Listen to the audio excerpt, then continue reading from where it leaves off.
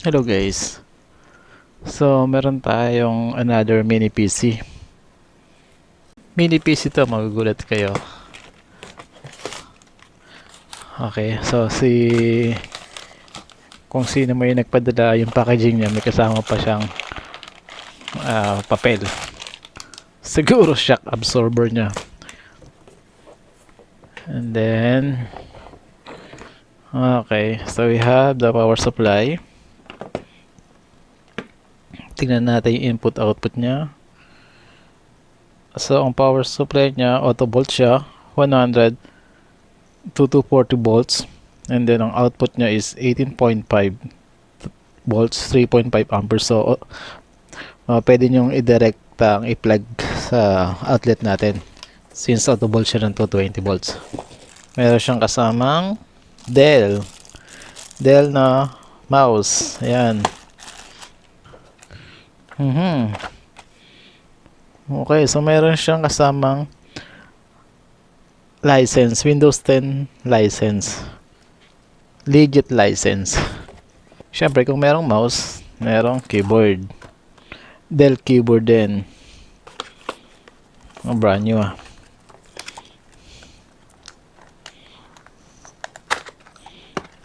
Ayan, sinira na natin.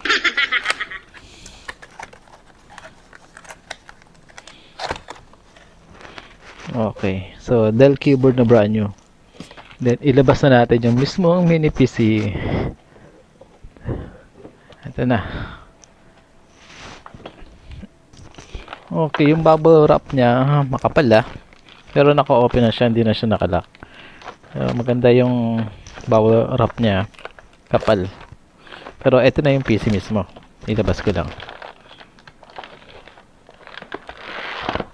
Yan.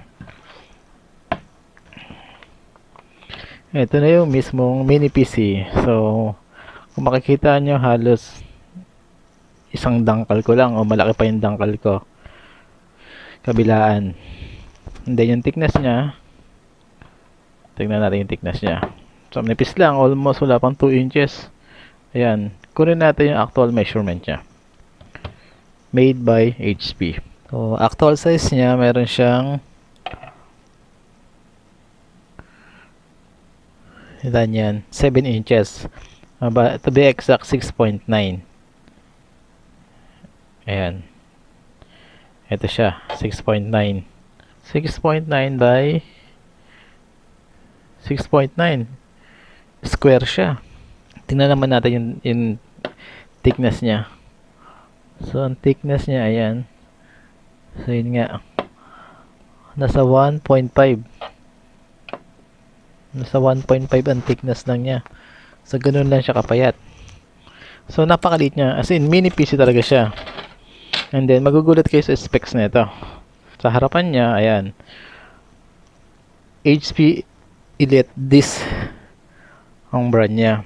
So, meron siyang, ayan, dalawa. Meron siya ritong earphone at mic. And then, yung earphone sa kabila din. Meron siyang dalawang USB 3.0 sa harapan. And then, yung power button niya. Then, sa likod naman niya, ayan. So, meron siyang ventilation dito for processor out siguro to. O, yun, no? So, meron siyang display port. Yes, tama yung narinig nyo. Display port. Hindi siya HDMI, kundi display port.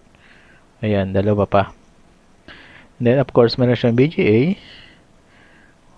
External antenna kung meron kang antenna para sa Wi-Fi.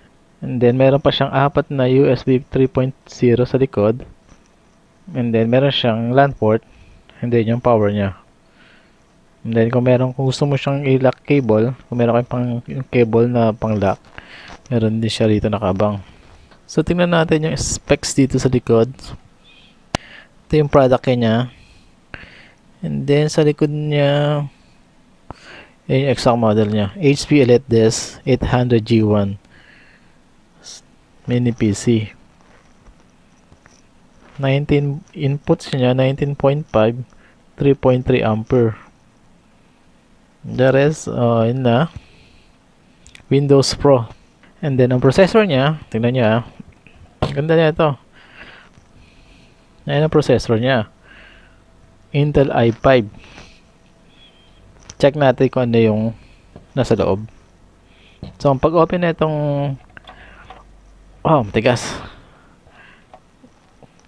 Ayan. Ang pag open na itong mini PC na to, ito. Luwagan nyo lang yung screw. And then, ito, i-push nyo lang papunta sa inyo. So, ito, malawag na. I-push nyo lang to papunta sa inyo. Hawakan nyo dito. Side B natin. Push nyo lang. Ayan. Magalaw na. Ayun. Ayan siya.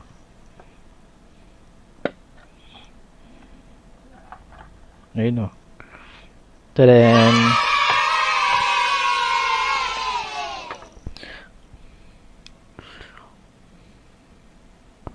so, ito yung processor niya. Okay, ito yung ano niya. Meron siyang kasamang SanDisk na SSD na 128 GB. Included na yan. Mukhang bago pa tong SanDisk niya. And then yung memory niya nasa ilalim nito. Sa web the storage, and then yung memory niya 8 GB yung memory nito, guys. So pagtanggal ng memory, alisin muna natin to. Pagtanggal ng SSD, alisin muna natin to. Okay, ito yung SATA cord niya. Ito yung SATA power niya. Ayun. Ayun, lawag na. Ayun, ganun ang pagtanggal ng SSD niya, SanDisk niya. Okay, ito yung dalawa, ito yung memory niya, guys. So, DDR3, ayan, 4 GB. Kita niyo ba? So, meron siyang dalawang 4 GB. So, ang total memory nito 8 GB. So, mukhang panalo sa specs. Try natin sa Valorant later. Ito yung speaker niya, nandito nakakabit. Malaki yung heatsink niya. So ngayon, i-boot up naman natin to. Tingnan natin ang itsura niya pag binoot na natin. Okay, lipatan tayo dun sa isa na i-setup ko na. Punta na tayo dun sa kabila. Hello. Ito na yung isang mini PC natin na i-boot ko na, i-setup ko na. Pakita ko na sa inyo yung mismong laman niya. Okay, pagpasensya nyo na yung table makalat. Nag-aayos tayo eh. Check natin yung properties niya. Yan. Intel Core i5. 8 GB. Naka 64-bit na rin siya. And then, yung Windows niya, hindi pa siya activated. So, merong pang procedure. Kung nakita niyo yung manual kanina, yung isang bond paper, nandoon yung procedure kung paano mo siya i-activate. Okay naman, ready na. Pag open ko nito kanina, nag-setup lang siya ng Windows. Naka pre-install na yung OS niya. Ayan. 128 GB. Ayan siya. Yan ang laman niya after mo ma-boot. Ano pala siya, guys? Intel i5 4590T 2 GB. So malakas na rin yan. Mukhang since nasa 4590T siya, so I guess 4th gen itong processor na to. i5 4th gen. So ito kasama na siya sa pag-install kanina, kasama na siya itong Acrobat, kasama na rin yan.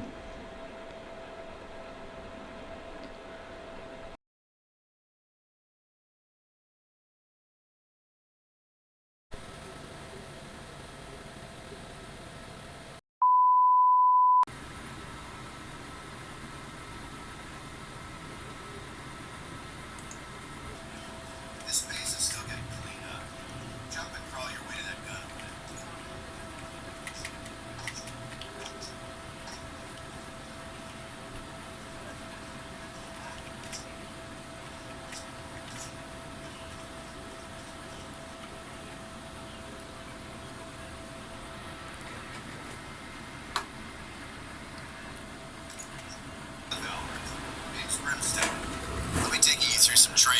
get you out in the field.